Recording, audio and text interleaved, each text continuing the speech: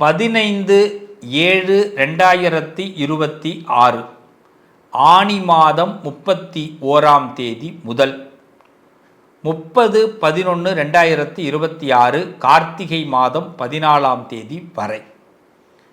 இன்னும் எளிமையாக இங்கிலீஷில் சொல்கிறேன். 15/7/2026 தமிழ் மந்தில் ஆனி 31 அதுலேருந்து ஸ்டார்ட் பண்ணி 30/11/2026 கிருத்திகை தமிழ் மந்தில் 14th வரை. இன்னும் கொஞ்சம் தெளிவாக உள்ள போகும்போது ஜூலை மாதம் 15ஆம் தேதி 2026 ஜூலை 15ஆம் தேதி முதல் நவம்பர் மாதம் 30ஆம் தேதி வரை இந்த சனி பகவான் வக்கரத்திற்கு வருகிறார். லேசுப்பட்ட ஆள் இல்லை, அதை லேசாக விட்டுற முடியாது. இப்போ நம்ம ரொம்ப கவனமாக ஹேண்டில் பண்ணுற இடம். இந்த காலகட்டத்தில் சனி என்ன நினைக்கிறார் அப்படின்னு நம்ம தெரிஞ்சுக்கிட்டு அதுக்கு தகுந்த மாதிரி நம்ம அலாட்டாக ஒரு பிளான் போட்டோம்னா நம்ம சக்ஸஸ் ஆகலாம். நீங்கள் எப்படி அலாட்டாக பிளான் போடணுங்கிறது தான் நான் இந்த பதிவில் கொடுத்துருக்குறேன். மிஸ் பண்ணாமல் இந்த பதிவை பாருங்கள். கண்டிப்பாக நீங்கள் தோற்று போக மாட்டீங்க. சனி கெடுக்க மாட்டார். உங்களோடு நான் இருக்கும் வரை, இந்த பதிவு உங்களோடு இருக்கும் வரை இந்த பிரபஞ்சம் உங்களுக்கு நல்லதை நடத்தும். நம்புங்க. வாங்க பார்ப்போம். மனம் தரும் கல்வி தரும் ஒரு நாளும் தளர்வறியா மனம் தரும் தெய்வ வடிவம் தரும் நெஞ்சில் வஞ்சமில்லா இனம் தரும் நல்லனவெல்லாம் தரும் அன்பர் என்பவர்க்கே கணம் தரும் பூங்குழலால் அபிராமி கடை கண்களை. அபிராமியுடைய கடை கண் பார்வை என் அன்பான விருச்சகராசி பிள்ளைகளுக்கு என்றும் கிடைக்கட்டும். விருச்சகராசிக்காரவங்க நல்லா இருக்கிறது, வீணாக போகிறது வீட்டில் உள்ளவங்களால தான். இந்த வீட்டில் உள்ளவங்க அவசர புத்தி, வீட்டில் உள்ளவங்களுடைய உங்களுக்கு நல்லது நடக்கணும்னு நினச்சி மற்றவங்களை எதிர்த்துக்கிறது, மற்றவங்கள சாபத்தை வாங்கி உங்கள்கிட்ட பரிசாக கொடுப்பாங்க. விருச்சகராசிக்காரவங்களுக்கு இருக்கிற பெரிய பிரச்சனையே உங்கள் வீட்டில் உள்ளவங்க உங்களுக்கு எதிராக மற்றவங்கள்ட்ட சாபத்தை வாங்கி உங்களுக்கு பரிசாக கொடுப்பாங்க. ஏன்னா உங்கள் வீட்டில் உள்ளவங்களுக்கு 10 ரூபாயை சேமிக்கணும்னு ரொம்ப ஆசைப்படுவாங்க. ஆனால் 100 ரூபாயை செலவு பண்ணுவாங்க. யாருக்கிட்ட திட்டு வாங்கக்கூடாதோ திட்ட வாங்குவாங்க. பெரியவர்கள், ஆசான்கள், குருமார்கள்ட்டெல்லாம் திட்டு வாங்கி உங்கள்கிட்ட அதை சாபமாக கொடுத்துருவாங்க. இதையெல்லாம் நீங்கள் கழுவணும். நமக்கு ஏற்கனவே இருக்கிற பாத்திரத்தை கழுவுற மாதிரி விருந்தாடி வந்துட்டு போனால் அந்த பாத்திரமும் சேர்த்து வரும் பாருங்கள். அது மாதிரி தான் விருச்சகராசிக்காரவங்க பிரச்சனை. எப்பயுமே நம்ம பாவத்தை கழுவுறது ஒரு பக்கம் இருந்தாலும் நம்ம நம்மள வீட்டில் உள்ளவங்க நமக்காக ஒரு விஷயத்தை பேசி அதில் 4 பாவத்தை வாங்கி நம்ம கையில் கொடுத்துருவாங்க. நம்ம வீட்டில் உள்ளவங்க நமக்கு சப்போர்ட் பண்ண மாட்டாங்க, சமரசமாக பேசி நல்லது பண்ண மாட்டாங்க. வீணாக ஆர்கியூமெண்ட் பண்ணி நம்ம பாவத்தை நம்மளை ஒருத்தன் திட்டிட்டு போவான். உன் பிள்ளை நல்லா இருக்குமா, உன் குடும்பம் நல்லா இருக்குமா அப்படின்ட்டு போவான். நம்ம பெற்றவங்களால நம்ம கஷ்டப்படுவோம்.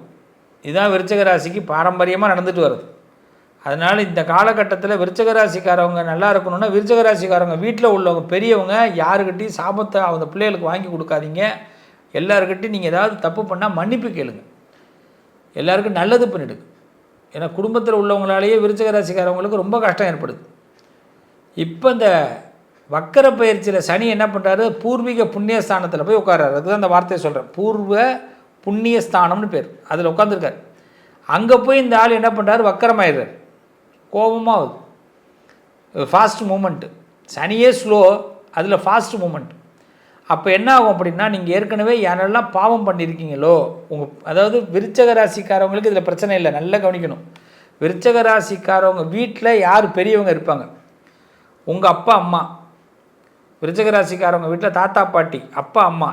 அவங்க பண்ண பாவம் பிள்ளைகளை இப்போ பாதிக்கும், விருச்சகராசியை பாதிக்கும்.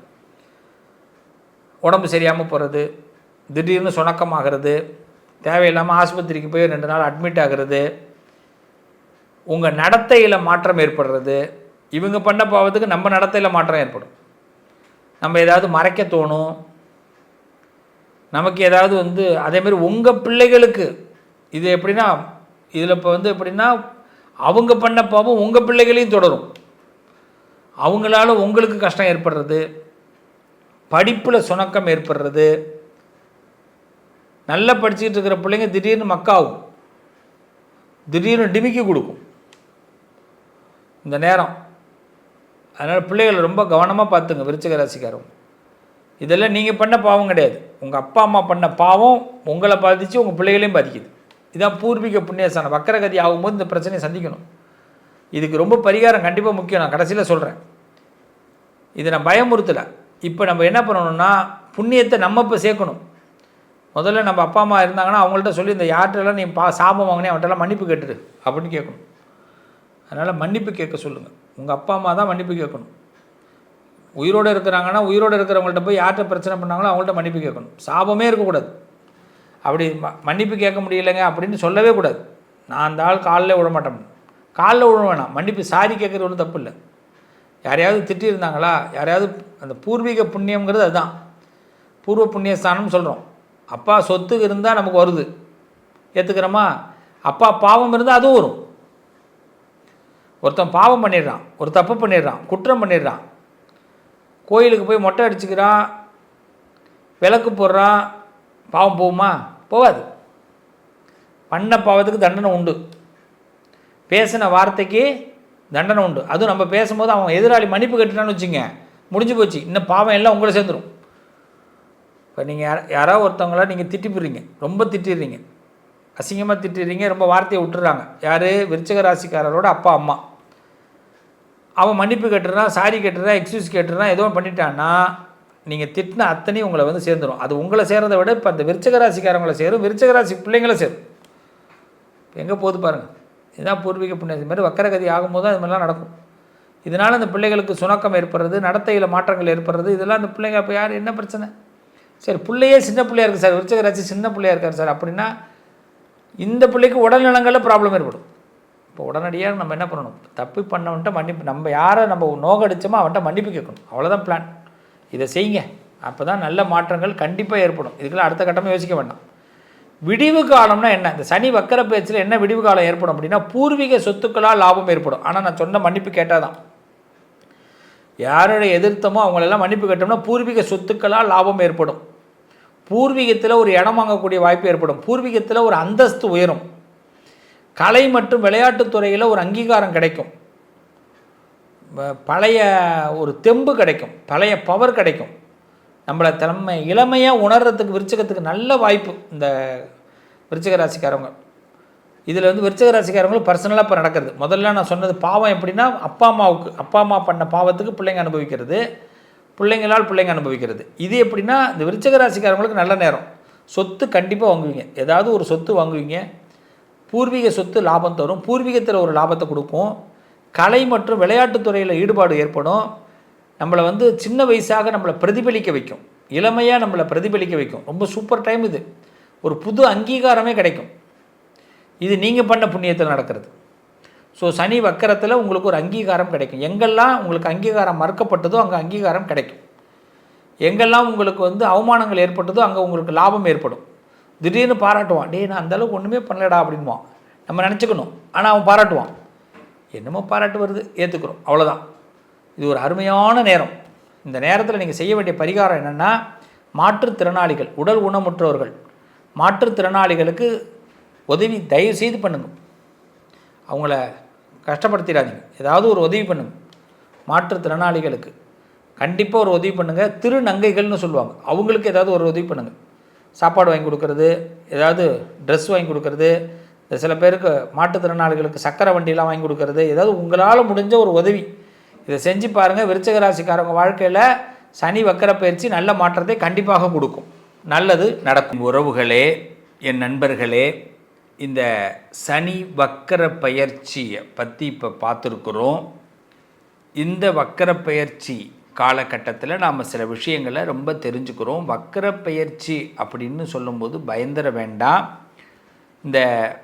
இந்த சாஸ்திரங்கள், இந்த கிரக நிலைகள் பார்த்திங்கன்னா, ஒரு கிரகம் வந்து ரிவர்ஸில், அதாவது பின்னோக்கி போவது போல் ஒரு தோற்றம், இதுதான் வக்கர பயிற்சின்னு பேர். இப்போது உங்கள் ராசியில் எந்த இடத்துல இருக்காருன்னு சொன்னேன் இல்லையா, அவர் பின்னோக்கி போகும்போது என்னாகும், அவருடைய பலன்கள் வந்து கடந்த கால விஷயங்களில் கொஞ்சம் எடுத்துப்பார். நம்மளை வந்து அவர் ஒரு அடி, நம்ம எப்பயுமே ஒரு அடி முன்னாடி வைக்கிறோம், எல்லா இடத்துலையும் ஒரு அடி முன்னாடி வைக்கிறோம். இந்த காலகட்டத்தில் சனி பகவான் ஒரு அடி பின்னாடி வைக்கிறார். இந்த பின்னாடி வைக்கும்போது என்ன ஆகும்னா நம்மளை அவேர்னஸ் படுத்துகிறார். வேறு ஒன்றும் பயம்லாம் இதில் கிடையாது. நம்மளை எப்பயுமே வாழ்க்கை ரொம்ப ஸ்மூத்தாக போகுது அப்படின்னா நமக்கு ஒரு பயம் வராது. இப்போ அவர் நம்மளை ஒரு பயமுறுத்தி பார்ப்பார். இதில் உங்கள் ராசி கட்டத்தில் சனி நல்லா இருக்காருன்னு வச்சுங்களேன், அதுவே பலமாக்கி காட்டுவார். சனி உங்கள் ராசி கட்டத்தில் சாதகமாக இல்லைன்னா உங்களை பயமுறுத்தி காட்டுவார். அதே பலமாக இருந்தார்னா உங்களுடைய பலத்தை அதிகப்படுத்தி காட்டுவார். அவர் நல்லா இருக்காருன்னா பலத்தை அதிகப்படுத்தி காட்டுவார். ஸோ ஒரு பயமுறுத்தி காட்டுறாருன்னா நம்ம உடனே பயந்துட வேண்டாம் பிரதர்ஸ் அண்ட் சிஸ்டர்ஸ். இப்போது நம்மளுடைய நோக்கம் என்னென்னா, இந்த சனி ரொம்ப மெதுவாக போகக்கூடிய ஒரு பிளானட், ரொம்ப ஸ்லோ பிளானட்டு. ஸோ அதனால் இந்த வக்கரகதியில் வரும்பொழுது இவருக்கு இந்த நேரத்தில் ரொம்ப வேகமாக செயல்படுவார். இப்போ நல்லா புரிஞ்சுக்கிங்க, அவர் ரொம்ப ஸ்லோவாக போகிறவர்.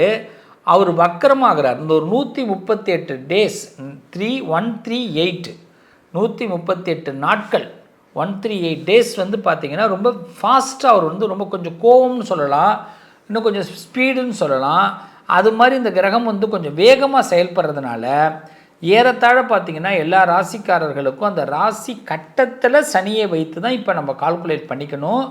அந்த சனி உங்களுக்கு எந்த அளவுக்கு நல்லா இருக்காருன்னு பாருங்கள். அப்போ கடந்த காலத்தில் நம்ம ஏதாவது தவறுகள் பண்ணியிருந்தால் அது கர்மாவாக மாறும். அது நல்ல கர்மா கெட்ட கர்மா, இந்த 2 விஷயத்தில் தான். இப்போ நல்லதாக இருந்தால் நல்ல முடிவுகளை உடனடியாக எடுத்து கொடுத்துருவார். கொஞ்சம் ஏதோ நம்ம சொதப்பி இருக்கிறோங்க லைஃப்பில், நான் சில விஷயத்த மறைச்சிட்டேங்க, சில விஷயத்த நான் சொல்ல முடியாமல் தவிர்த்துட்டேங்க அப்படிலாம் நம்ம சொல்லும்போது அது கொஞ்சம் நமக்கு விசாரணையை பண்ணதுக்கு அவர் சான்சஸ் கொடுக்குறாருங்க. இதுதான். அப்போ இந்த வக்கர பயிற்சியில் நம்ம செய்ய வேண்டிய ஒரு பரிகாரம் என்னென்னா, உங்களுடைய ஜாதகத்தில் இப்போ தசாபுத்தி எப்படி நடக்குதுன்னு ஒரு தடவை செக் பண்ணிக்கிட்டு இப்போ இந்த 138 நாளை பலம் பொருந்திய நாளாக நம்ம மாற்றிக்கணும். இதுதான் நீங்கள் தெளிவுபடுத்திக்கணும். பயப்படுற நாளாக மாற்றிடாதீங்க, வேண்டாம். ரொம்ப துல்லியமாக சொல்கிறேன். பலம் நம்மளால் முடியும், நம்மளால் எந்த விதத்துலையும் தோல்வி அடைய மாட்டோம். இதுக்கு தான் முன்னெச்சரிக்கையாக இந்த பதிவு உங்களுக்கு கிடைக்குது. இந்த பதிவை மிஸ் பண்ண வேண்டாம். கண்டிப்பாக நல்லா இருப்பீங்க. சனி பகவான் உங்களுக்கு ஒரு பெரிய பலத்தை கொடுக்க போகிறார். நல்லது நடக்கும். உங்களுடைய ராசி கட்டத்தை ஒரு தடவை செக் பண்ணிக்கோங்க, தசாபுத்தியை செக் பண்ணிக்கோங்க. கன்ஃபார்மாக உங்கள் லைஃப்பில் நீங்கள் இப்போ என்ன தீம், நான் ரொம்ப ஆசைப்பட்டு வச்சுருக்கேன் சார், இது எதுவும் நடக்காதா, இப்படி ஆகிடுமா, நோ. இப்போ இது தெரிஞ்சதே உங்களுக்கு அதில் என்ன சூதகமாக உள்ளே போகலாங்கிறத பற்றி ஐடியா கொடுக்கறதுக்கு தான். அப்போ கடவுள் உங்களுக்கு ஒரு ஐடியா கொடுக்குறார். ஐடியாவை நிச்சயமாக நீங்கள் பயன்படுத்துங்க, நல்லது நடக்கும். உங்கள் அதிர்ஷ்டத்திற்கான தீர்வு கல்வி, பதவி, யோகம், தொழில் வளர்ச்சி பெருக, ஜாதகம், வாஸ்து, திருமண பொருத்தம் பார்க்கவும், பிரசன்னம் கேட்கவும். Positive line doctor Sivasri Manikanda Sivam. தொடர்பு கொள்ள வேண்டிய வாட்ஸ்அப் எண் 7904137178.